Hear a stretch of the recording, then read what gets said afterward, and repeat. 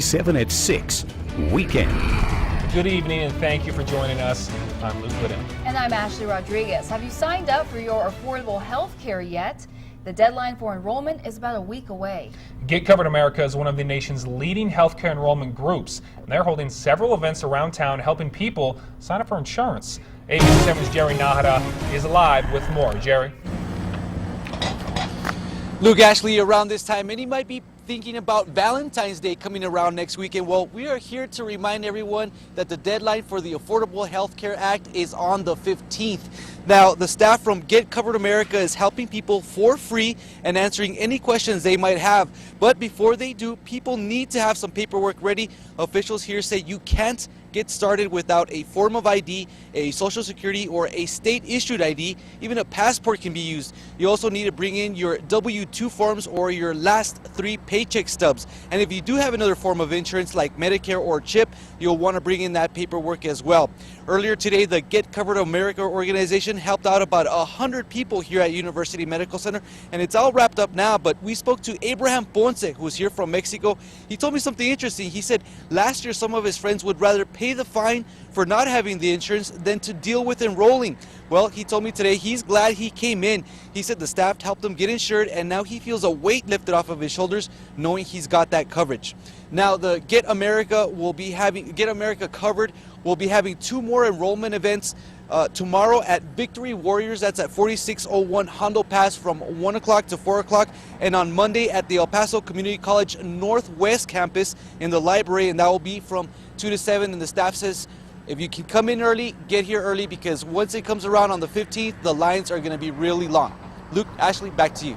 Okay, Jerry Nahara live in Northeast El Paso. Jerry, thank you.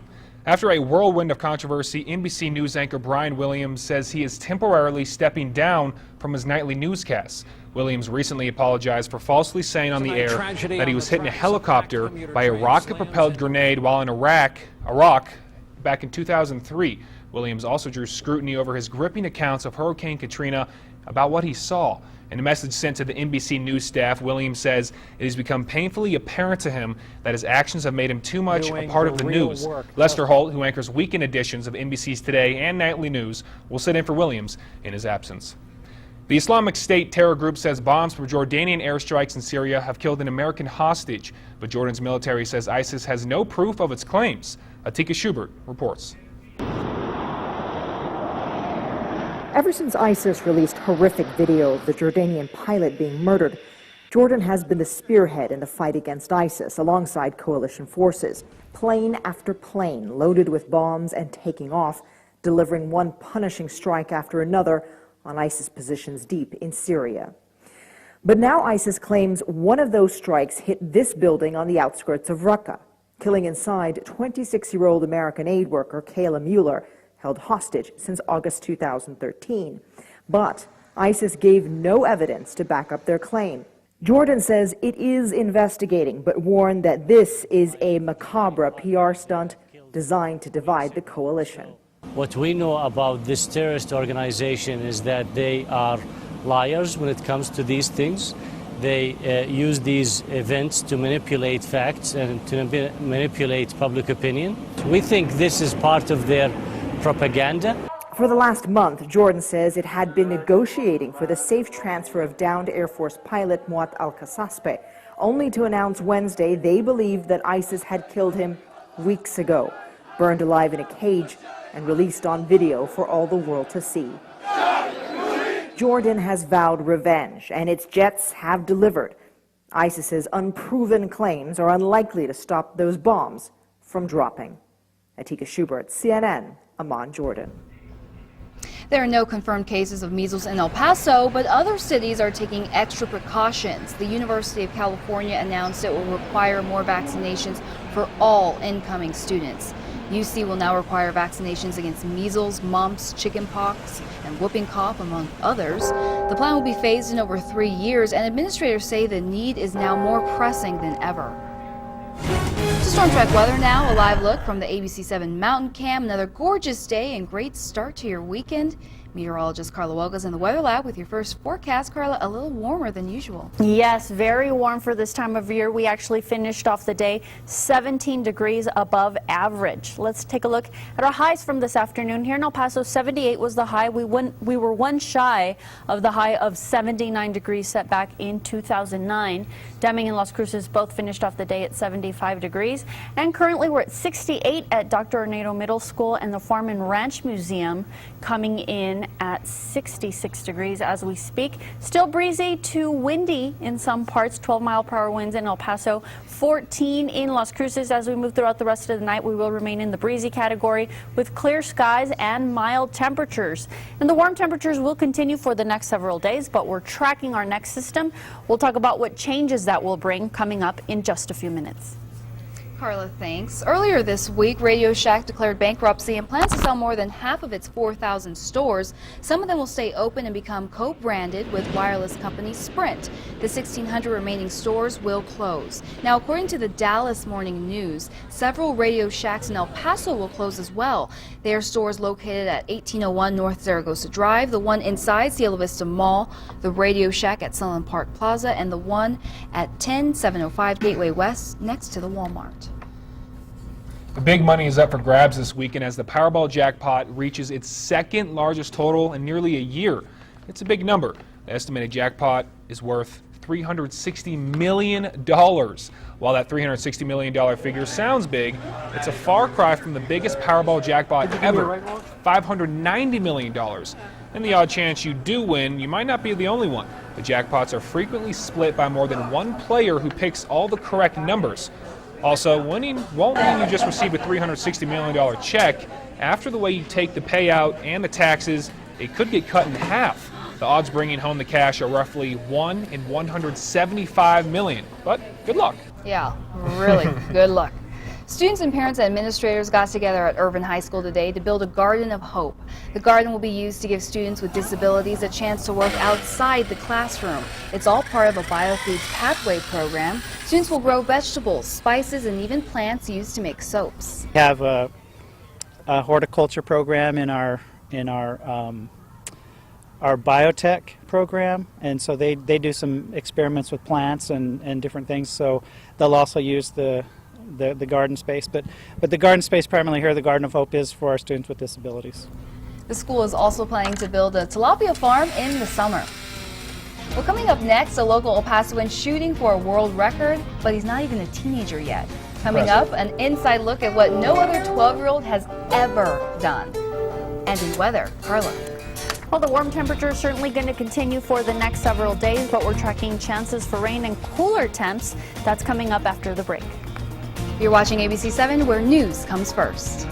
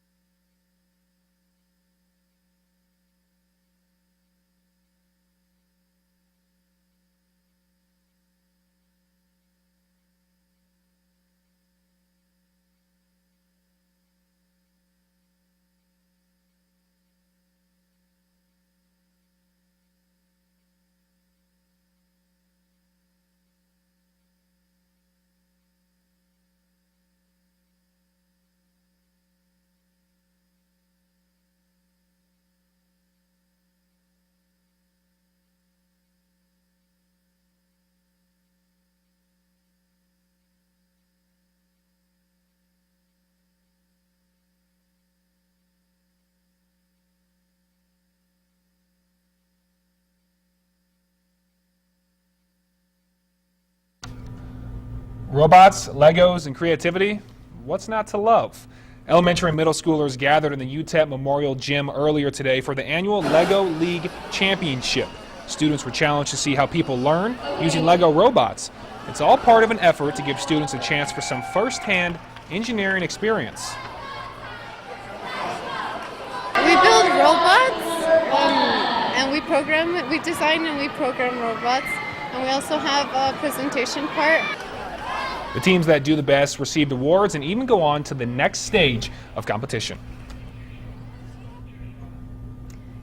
All right, a local boy has his eyes set on the record books. Brandon Bailey Johnson hopes to become the youngest professional music producer. ABC7's Iris Lopez sat down with Brandon and his mother today, and she has more on that story. Iris, pretty impressive, huh? Very impressive, actually. At 12 years old, Brandon is a multi-instrumentalist, a record producer, a singer-songwriter, and now he wants to add a world record holder to that list. I asked him what holding a world record means to him, and he even gave me some drum lessons.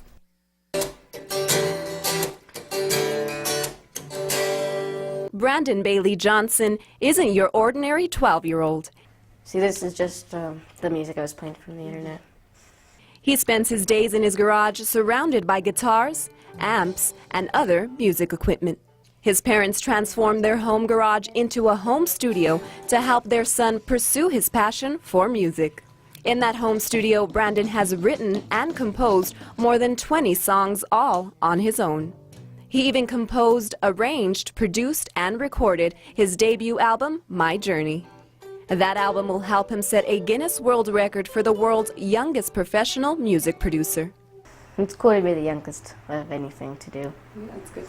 Back in November, Nancy Johnson, Brandon's mom, started the process of entering her son in the record book. But it was only last week that Brandon found out his mom had even entered him. He didn't know anything about it. We just thought it would be something exciting, interesting. After seeing what he did in the garage and how he put everything together, I thought, wow, this is unique and amazing at his age. Not only is he a great musician, but a great teacher as well, walking us through his process of making a song. When you start playing, the black stuff will come up. And he even taught me how to play the drums. Yeah. And that, ladies and gentlemen, is how you play the drums. Or at least try to. I guess I should keep my day job. Now, according to Brandon's mom, if he becomes the next record holder, he is going to be taking away that title from Prince, who actually was 17 years old when he's produced his first demo. Now, Brandon will be having an album release and listening party for My Journey, his debut album, on February 21st at the Pizza Joint, which is downtown. Back to you guys. That is so awesome. Very impressive, to say the least. Yeah, good for him. Go, Brandon. We're rooting for you. Well, it's not unusual to hear about a graduating class doing something for the community. We're going to have that story coming up next, and a look at your forecast. Stay with us.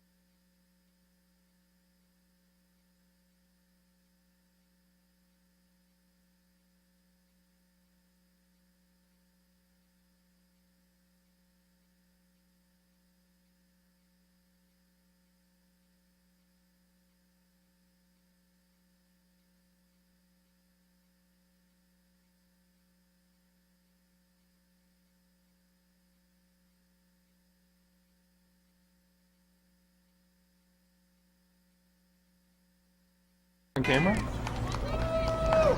It's not unusual to hear about a graduating class doing something for the community, but the Loretto Academy seniors are doing something a little extra. Loretto seniors held their annual Nun Run this morning. The 5K runs are a tradition at the school. Funds will be raised and sent to their sister school in Pakistan. Absolutely gorgeous day for a run, Carla. It was a gorgeous day, near record temperatures. We're currently at 72 degrees out there. You see a live look from our downtown camera. The sun has set and wind speeds are out of the west-southwest at 11 miles per hour. Now, there are your current wind speeds. We're still in the breezy category here in El Paso and in Las Cruces. A little stronger in Silver City and Deming with 15-mile-per-hour wind speeds, rather, and Ruidoso coming in at 15 miles per hour. There is Doppler radar. We don't expect clear skies to change as we move through the next several days. There we are cycling throughout the rest of the evening. Then for tomorrow, there we are, 7 a.m. all the way to your Sunday night. Everything looking absolutely clear. We'll continue to see a lot of sunshine as we move through the next several days. But then changes are coming. We'll be tracking a backdoor cold front along with a system that's going to dip down from the Pacific Northwest. We're going to see colder temperatures and we're going to see chances for rain as we head to midweek. So here's your 7-day raincast. Dry for the next several days, Sunday, Monday, and Tuesday. Then we have a 20% chance for rain on Wednesday and on Thursday, dipping down to 10% on Friday morning, then drying out as we head to the weekend. And on your 7-day windcast, pretty quiet notice for the next several days, but again, with that system, we're tracking gusts to 35 miles per hour late in the day on your Wednesday, 40-mile-per-hour gusts on Thursday. So we'll continue to keep an eye on those 2 days, and then again a dip down as we head to Friday and to Saturday. Now currently temps still very warm out there, low 70s in El Paso, mid 60s in Las Cruces and in Deming, and Ruidoso coming in at 54. Notice Alamogordo also at 72 degrees. So we'll stay breezy for the rest of your evening with clear skies. Those lows tonight in the 40s in Sierra Blanca and in Van Horn.